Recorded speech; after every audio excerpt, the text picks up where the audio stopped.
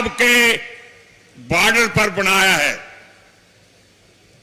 और उसकी नकाब पोशी की रस्म उस वक्त के प्राइम मिनिस्टर अटल बिहारी वाजपेयी जी ने की थी और डॉक्टर फरूक अब्दुल्ला जी भी आए थे। मेरा ख्याल है कि 6-7 चीफ मिनिस्टर भी आए थे। इतनी बड़ी गैदरिंग थी कि मेरा ख्याल है जिंदगी में किसी ने नहीं देखी होगी। और प्यार के नाते मैं अपने गांव में एक स्कूल बनाया है, चौधरी देवीलाल जी के नाम पर ट्रस्ट बनाया, जिसमें चौटाला साहब भी मेंबर हैं और वो गांव के गरीब लोगों के बच्चों को वहां मुफ्त तालीम देते हैं।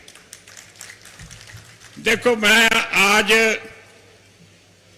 इस मंच पर 2-3 बातें जरूर कहूंगा। एक तो देखो, मेरा 70 साल का सियासी, इससे भी ज्यादा तजर्बा है। उम्र तो मेरी 93-94 साल की है। इसमें यही है, एक तो ये है अपने अपने सूबों में रीजनल पार्टी जो है, जो सूबे की पार्टी है, उसकी सरकार बनाए। जो लोग आपकी तकलीफें जानते नहीं, दिल्ली में बैठे हैं, कभी गांव देखा नहीं, कभी गरीब किसान की, मजदूर की तकलीफ नहीं देखी, वो आपकी तकलीफ का क्या हल कर सकते? इस करके जब तक आप रीजनल पार्टी को शक्ति नहीं देंगे, उस वक्त तक आपका कुछ नहीं बनेगा। दूसरा, मंच पर बहुत सीनियर देश के नेता बैठे हैं। मैं इन सबको बेनती करूंगा कि रीजनल पार्टी सारे देश की इकट्ठी करे। चौटाला साहब, चौधरी वीरेंद्र सिंह जी ये काम कर सकते हैं, त्यागी साहब भी कर सकते हैं। जब तक आप इकट्ठे नहीं होंगे, आपका कुछ नहीं बनेगा।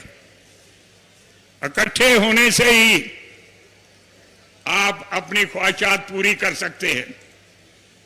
मुझे याद है कि इमरजेंसी के दिनों में हम तिहाड़ जेल में थे।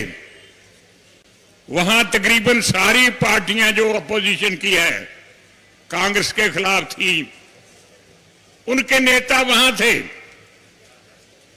और फिर मेरे कमरे में जहां मैं रहता था, वहां उनकी सबकी मीटिंग की और कहा कि इकट्ठे होकर एक पार्टी बनाओ, तब आप कुछ देश की भलाई के लिए काम कर सकते हैं। और उन्होंने जनता दल पार्टी बनाई, जिसकी हुकूमत आई। सबसे बड़ी उसका जिक्र हो चुका है कि कुर्बानी की हद है। पहली नॉन कांग्रेस गवर्नमेंट में सारे एमपी ने चौधरी देवीलाल जी को हिंदुस्तान का प्राइम मिनिस्टर के लिए चुन लिया। तालियां बज गई। चौधरी दादा ने शुक्रिया अदा किया और कहा कि मेरी जगह वीपी सिंह को बना दो। कोई छोड़ता है? छोटी चीज नहीं छोड़ता कोई। लेकिन एडी बड़ी, इतनी बड़ी कुर्बानी मेरा ख्याल कोई और नहीं कर सकता, ये चौधरी देवीलाल जी कर सकते। सादगी थी उनमें, रहने बहने की सादगी, खाने पीने की सादगी, सादा जिंदगी और कुर्बानी उनकी जिंदगी का एक बहुत बड़ा हिस्सा था। इसलिए मेरी खास करके मंच पर बैठे जो लीडर होंगे, मेरी तो उम्र कुछ ज्यादा होगी, मुझसे तो अब इतनी हिम्मत नहीं होगी कि सारे देश की पार्टियों को इकट्ठा करूं। लेकिन चौटाला जी, अभी भी इनमें बहुत हिम्मत है। मैं तो हैरान हो गया हूं कि कितनी हिम्मत है इनमें। कहते मैं हरियाणा के एक एक गांव में जाऊंगा। हर एक गांव में नहीं चौधरी साहब, हर एक स्टेट में जाएं और अपोजिशन में जो लीडर है उनको इकट्ठा करके एक मंच पर लाएं। देखो आप, हमारे पंजाब का क्या हाल हो रहा है। क्योंकि दिल्ली के हाथ में सब कुछ है, थोड़े दिनों में 4 चीफ मिनिस्टर बदले। एक को बना देते हैं, अगले दिन उसको उठा देते हैं, और किसी को बना देते हैं, तीसरे दिन और किसी को बनाते हैं, चौथे और किसी को बना देते हैं। कितनी बुरी बात है ये।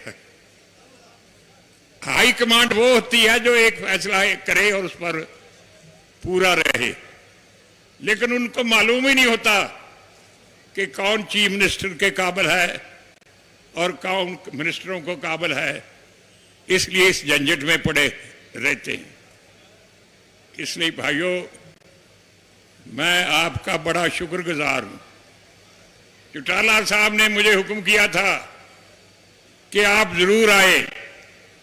मैंने कहा मैंने डॉक्टरों ने मना किया है, सेहत ठीक नहीं, पर जहां चौधरी देवीलाल जी का नाम आ जाता है तो फिर तो मुझे जितना भी भावे तकलीफ हो, मैं उनके समागम में जरूर जाता हूं। तो आज के दिन की सबको बधाई, चौटाला साहब को और उसके परिवार अबे चौटाला जी को सबको बधाई।